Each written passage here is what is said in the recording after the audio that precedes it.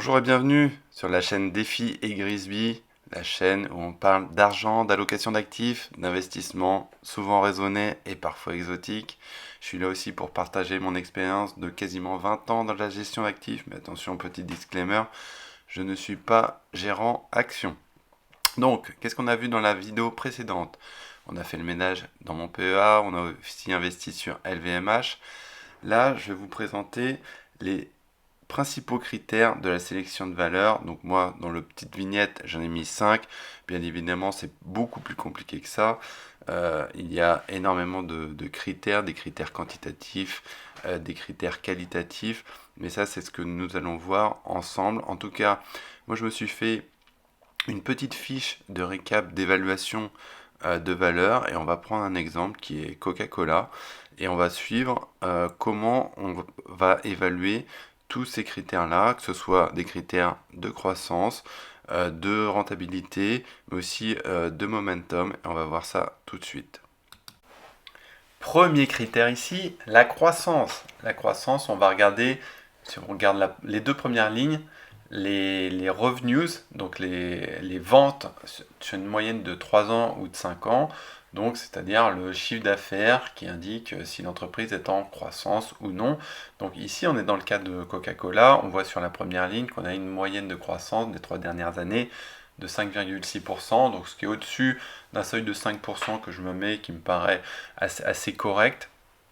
Ça veut dire que l'entreprise elle est capable d'augmenter régulièrement son chiffre d'affaires, ça veut dire que soit elle prend des parts de marché dans son segment, soit le volume de produits ou de services augmente, mais ça peut aussi dire qu'elle a une marque forte, qu'il y a des barrières à l'entrée. Donc ça, pour moi, c'est très important. Ensuite, ce que j'ai mis aussi, c'est l'augmentation des free cash flow. Les free cash flow, c'est quoi? C'est l'argent que l'entreprise génère après avoir payé toutes ses dépenses, y compris ses investissements. C'est vraiment l'argent qui est disponible pour rémunérer soit l'investissement, payer ses dettes, aussi la rémunération des actionnaires. Deuxième critère, la qualité. On cherche des entreprises qui font de bons investissements et qui ont de bonnes marges. Donc ici j'ai mis la grosse margin, donc la marge brute, l'EBITDA margin, donc la marge opérationnelle, et aussi le free cash flow margin. Nous, ce qu'on cherche, c'est des entreprises qui peuvent avoir des marges le plus élevées possible dans leur secteur, parce qu'en fait, dès qu'on a des marges très élevées, ça veut dire qu'elles sont aussi en position dominante, ça veut dire qu'elles peuvent augmenter leur marge dans un environnement concurrentiel. Et c'est ça qu'on va cibler avant tout. Ça veut aussi dire une certaine maîtrise des coûts.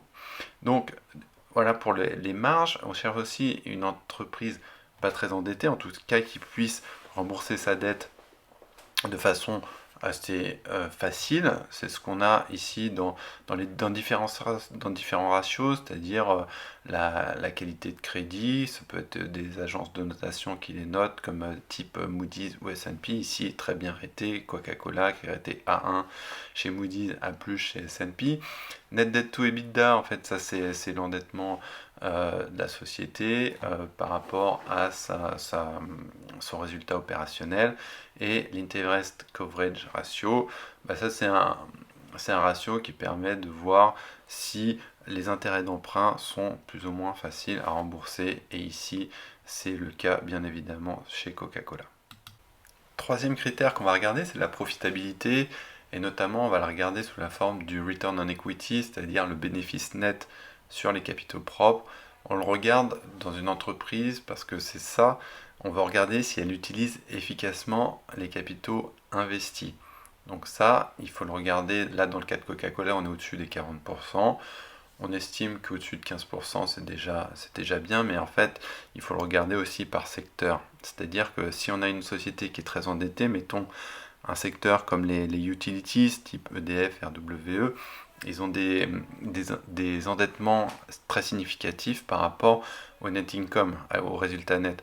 Donc là, dans ces cas-là, on a des ROI qui vont être autour de 10%, voire moins. Alors qu'une société technologique, on va retrouver des return on equity au-delà des 20% facilement. Donc c'est toujours important de le regarder par secteur. Et ensuite, on a le Return on Invested Capital.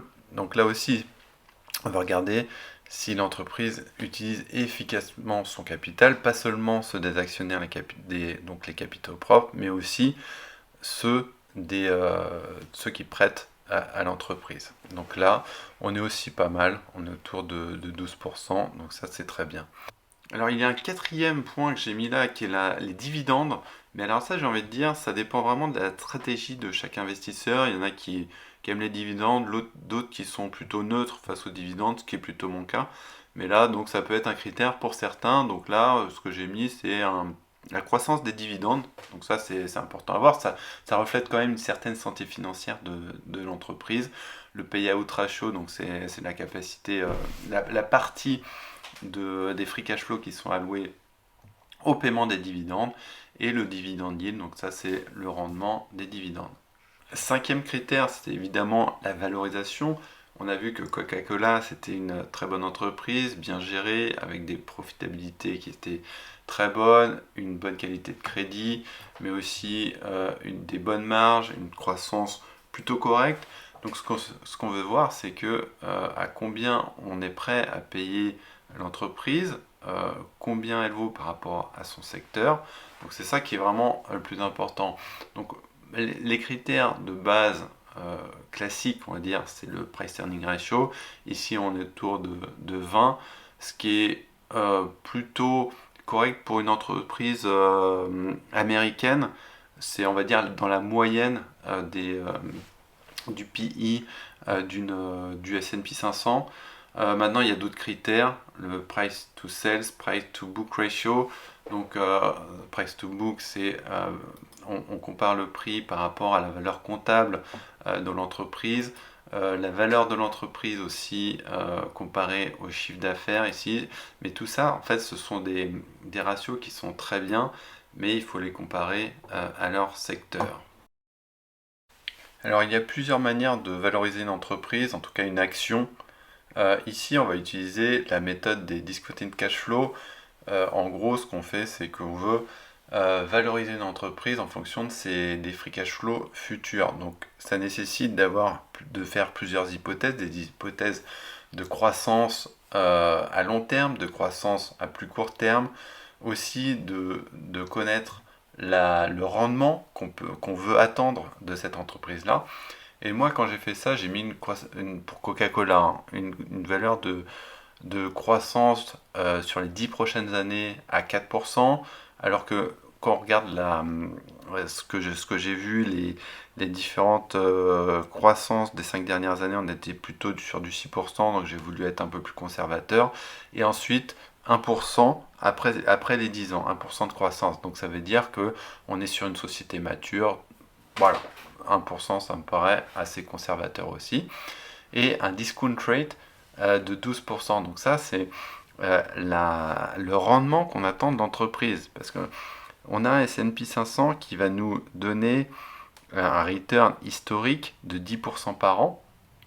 Ici, moi, ce que je veux quand j'investis, c'est être au-dessus d'un benchmark comme ça. Donc moi, je dis que j'attends 12% et je vois à combien me donne le prix de l'entreprise. Ici, j'arrive à 36 dollars par action. Aujourd'hui, on est autour de 55. Donc moi, je ne suis pas prêt tout simplement à acheter l'entreprise à 55 dollars. Tout simplement. Et ici, je vous montre le consensus des analystes sur la valeur Coca-Cola. On voit qu'il y a beaucoup d'analystes qui étudient Coca-Cola, qui la valorisent, cette action, et on voit qu'on a des prix attendus qui vont de 63 dollars jusqu'à, mettons, qu'est-ce qu'on voit, 70, 71 dollars au maximum chez l'analyste de Wells Fargo. Donc très bien, ok. Mais donc on est largement au-dessus de ce que moi j'attends pour une société comme ça. Mais je vais refaire tourner mon estimation avec les DCF pour comprendre un peu comment ils arrivent à ces niveaux de valorisation. Donc là, on retourne sur mon pricer d'action, de valorisation, Et en fait, ce qu'on a changé, c'est la croissance. Donc on est passé de 4 à 6%, donc plus 2% sur la croissance pour les 10 prochaines années. On est passé de 1% à 2% sur la croissance de long terme. Et notre discount rate, on l'a baissé de 12 à 9%. Et ici, on arrive maintenant à une valeur de l'entreprise à 67 dollars par action, ce qui est dans le consensus des analystes. Donc on voit que chacune des hypothèses de croissance est très sensible. En tout cas, le modèle est extrêmement sensible à ces hypothèses-là. Et c'est vraiment un des reproches qu'on a sur ce modèle de discounted cash flow, qui est pourtant utilisé par énormément d'analystes sur la place. Alors après, moi j'ai fait quelque chose de simple. On peut largement trouver beaucoup plus de détails pour identifier chacune des cash flows, mettre beaucoup plus de paramètres évidemment. Mais ça donne quand même une idée que je trouve assez importante à partager avec vous. Enfin, un dernier point quand même à regarder, c'est le momentum, c'est-à-dire quelque part la tendance de la valeur de l'action graphiquement. C'est pas quelque chose que j'utilise beaucoup, mais quand même c'est important de voir si la, la valorisation de l'entreprise n'est pas en tendance largement négative ou il y aurait quelque chose à creuser beaucoup plus sur les fondamentaux. Là, on voit qu'on est dans une tendance de long terme plutôt haussière. Là, j'ai mis sur les 30 dernières années, donc vraiment du très long terme. Donc, je pense que c'est quand même un point à regarder quand on veut investir. On en a terminé pour les 5 critères principaux de valorisation d'une action. J'espère que cette vidéo t'a plu. Si elle t'a plu et pour faire partie de l'aventure et suivre l'évolution de la chaîne, abonne-toi, appuie sur le pouce et sinon, reviens me voir dans quelques mois ou quelques années pour voir la progression. En attendant, sur les prochaines vidéos de la chaîne, je vais montrer les différents investissements que j'ai fait récemment et aussi on va se prendre quelques valeurs à analyser et à valoriser. À très bientôt sur la chaîne. À plus.